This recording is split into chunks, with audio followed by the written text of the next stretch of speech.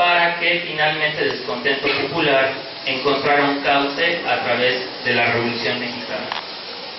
Esta parte que ya habíamos señalado de la crisis o del alejamiento de Estados Unidos con el Caribe, la crisis económica por el flujo de inversiones y la sequía, esta crisis cultural por el cuestionamiento cada vez mayor del positivismo, pues empieza a jugar un papel de primera importancia en todo este proceso. También tenemos que ver la parte de los críticos y los precursores de la revolución. Podemos citar en primer lugar la crítica que se hace desde la Iglesia, a partir de la encíclica Rerum Novarum, en la cual desde una visión social cristiana se cuestionan las condiciones de injusticia laboral y de riqueza desmedida de algunos grupos frente a la pobreza evidente que había pues en los grandes sectores. Otro fueron los clubes liberales que se fundaron en 1901. En estos clubes liberales se cuestionaba y se criticaba fuertemente la línea del gobierno de Díaz, en el que se valoraba que este gobierno se había alejado de los principios liberales que emanaban de la Constitución de 1857. Ahí mismo, en estos grupos liberales, surgieron un conjunto de propuestas radicales encabezadas por los hermanos Flores Magón, Jesús y Ricardo Flores Magón. Ellos adoptarían el anarquismo y esa sería una de las fuentes de las cuales se abrevaría la Revolución Mexicana. Tenemos también, por otro lado,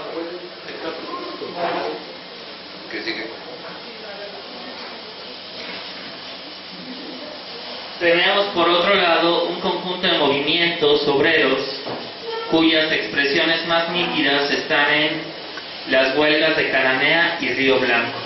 Estos movimientos fuertemente reprimidos por el gobierno también dieron cauce, fueron una fuente importante de descontento popular entre la población.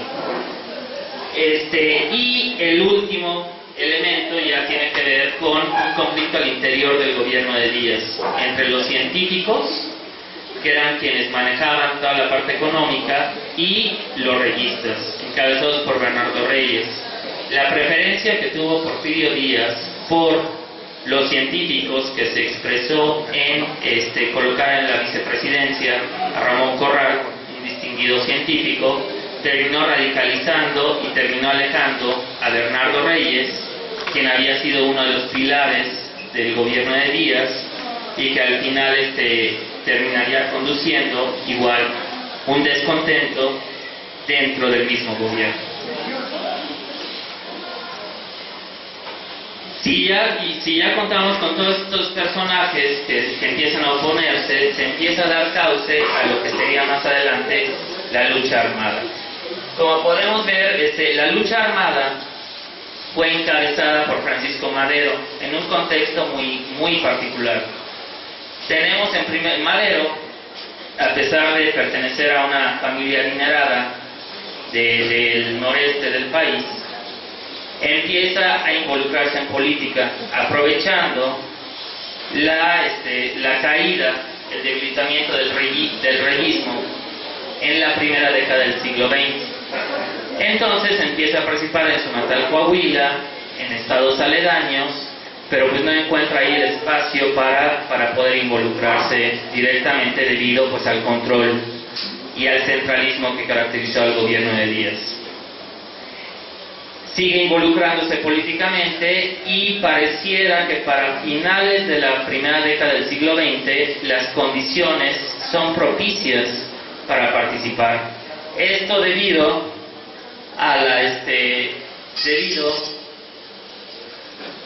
a que en 1908, con la entrevista Friedman-Díaz, que se publica en la Pearson's Magazine, el mismo Díaz declara que México está listo para ser un país democrático y que por otro lado estaría dispuesto a dejar el poder en 1910. En ese mismo contexto, Madero escribe a finales de 1908 la sucesión presidencial de 1910, donde lanza una fuerte crítica al gobierno de Porfirio Díaz y propone pues construir una candidatura para precisamente ocupar la presidencia y bueno, responder a todos los rezagos y demandas que él identificaba por parte de la población y que debían ser atendidas. Aquí ya tenemos una serie de eventos, lo que había señalado, y pues al final se funda el Centro Antirreeleccionista en 1909, claramente con la intención de lanzar a Madero como candidato. El año siguiente, ya en 1910, encontramos que la crisis política que ya se avisoraba en el gobierno de Díaz alcanza sus máximos niveles. ¿Y en qué sentido se expresa? Pues con dos candidatos, Díaz y Madero, frente al apoyo que empieza a recibir Madero de la población. Díaz decide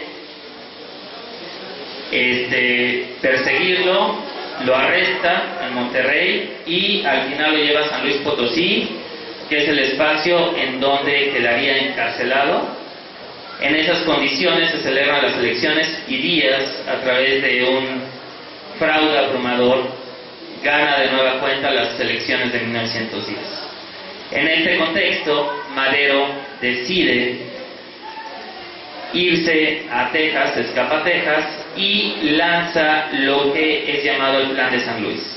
En el Plan de San Luis se señala que dado que los canales institucionales se habían cerrado, era necesaria la lucha armada y emplaza a la población a que el 20 de noviembre de 1910 a las 6 de la tarde se levanten en armas en contra del gobierno de Díaz.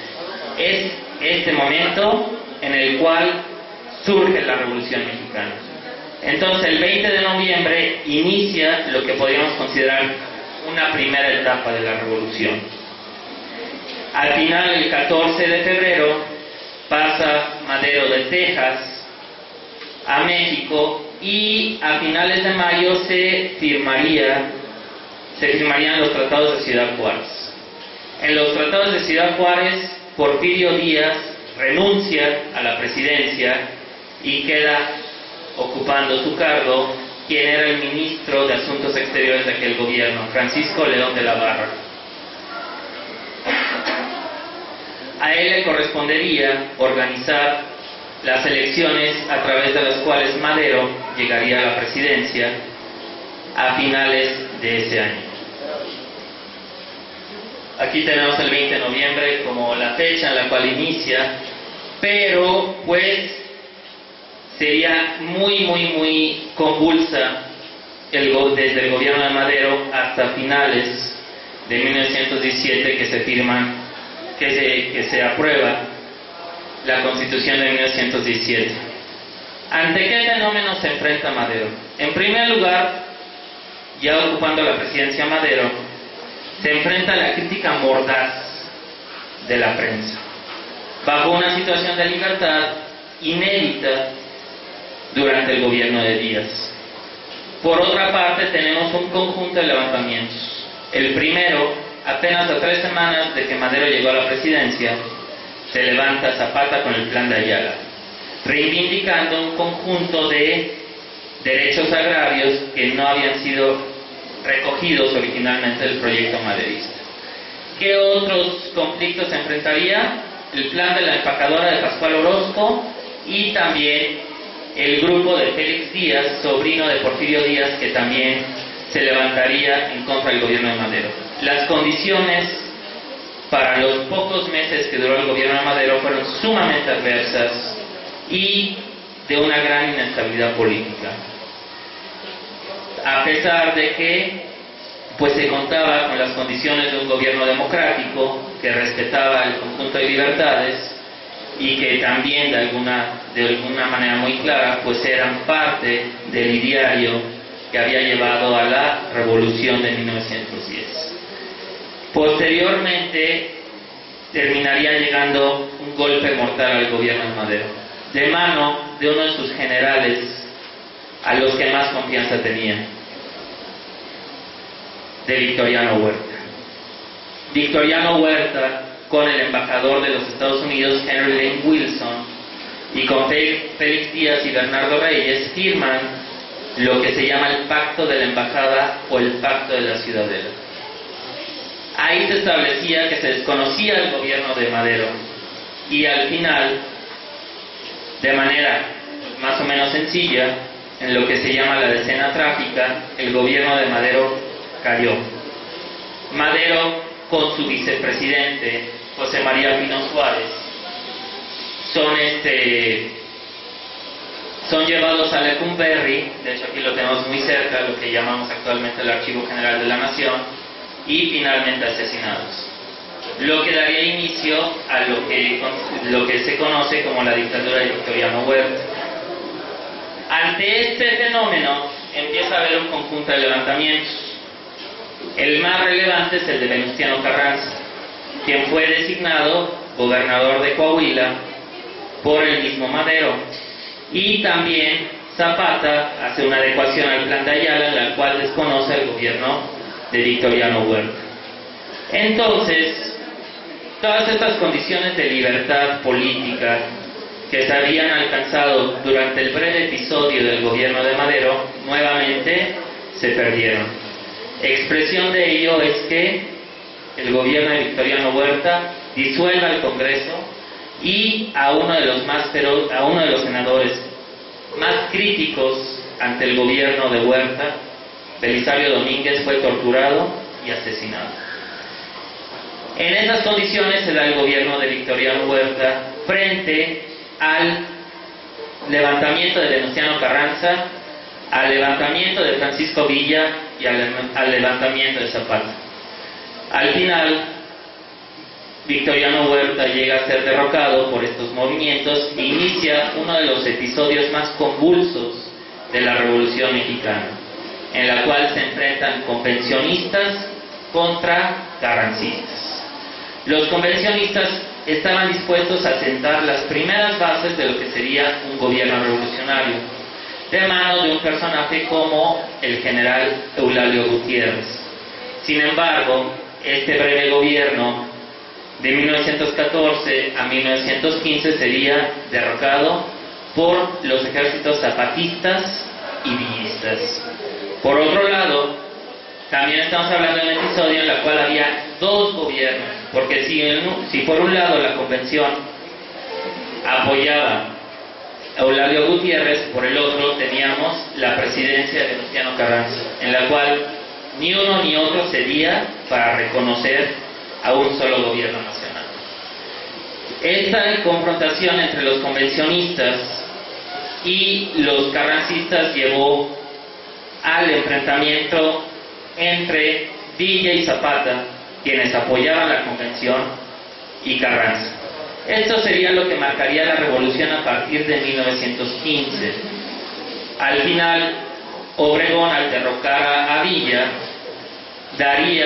colocaría a Venustiano Carranza en una posición inmejorable para ocupar la presidencia.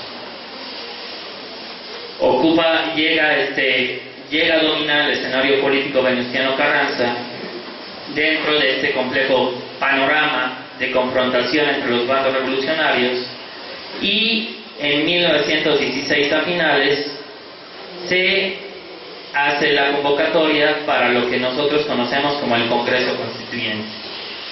Este Congreso Constituyente, que inició sus deliberaciones en diciembre de 1916, concluiría con la redacción de la Constitución el 5 de febrero de 1917. ¿Por qué es relevante esto?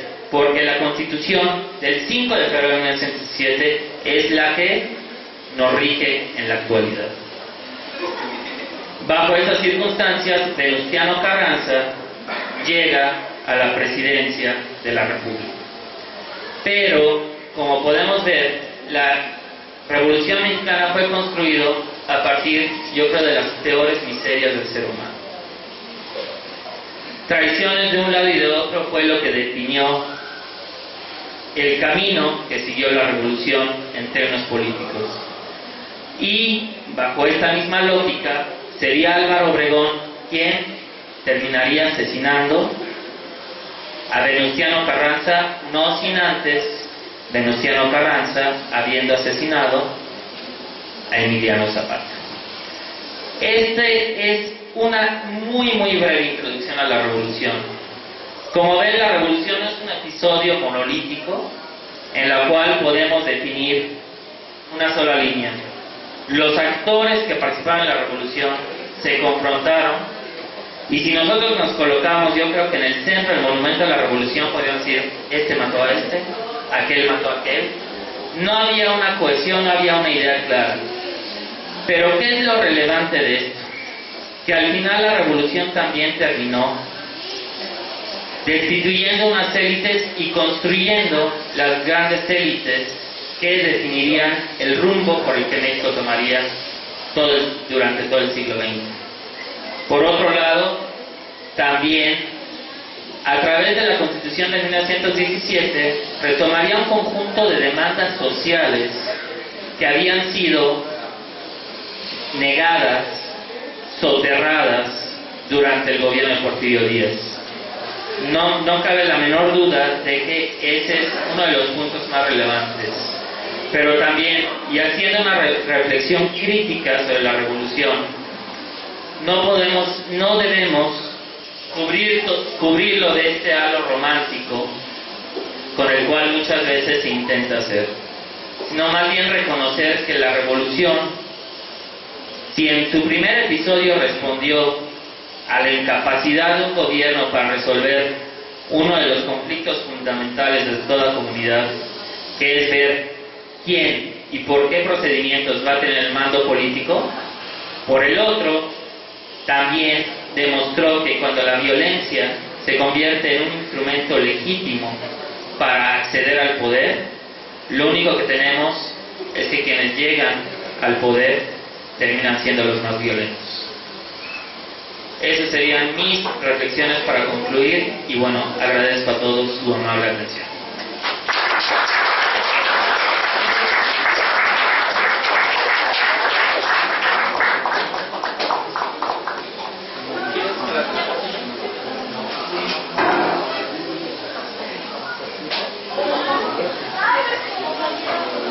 Si quieres algo igual que la otra para ponerlo.